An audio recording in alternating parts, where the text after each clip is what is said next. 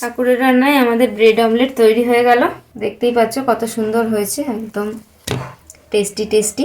আজকে আমরা তৈরি করব ব্রেড টোস্ট বা এটাকে ব্রেড অমলেটও বলতে পারো। তার জন্য আমরা নিয়ে নিয়েছি স্লাইস ব্রেড, আর এখানে রয়েছে বেসন 1 কাপ মতো, আর এখানে কিছু সবজি কেটে নিয়েছি, গ্রেট করে নিয়েছি গাজর, ধনেপাতা কুচো আর টমেটো এভাবে ছোট ছোট করে কুচো করে নিয়েছি, আর নিয়েছি ক্যাপসিকাম ছোট ছোট করে কুচো করে নিয়েছি। তো চলো শুরু করে দিই।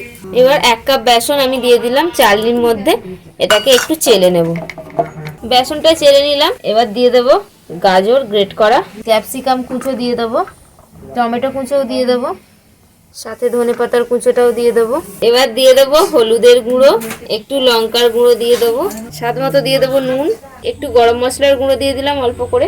এবার জল দেবো অল্প অল্প, বেসনটাকে মাখবো ভালো করে।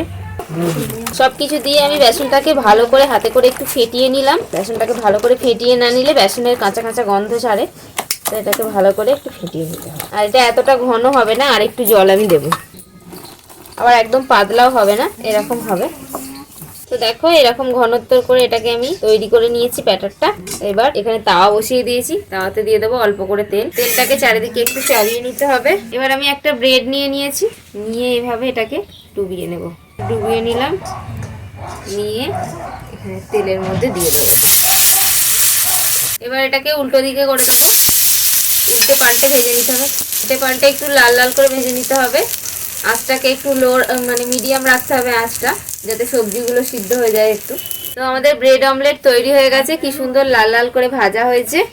তো আবারও একটা দিয়ে দেবো, এইভাবেই সবগুলো আমি ভেজে নেব।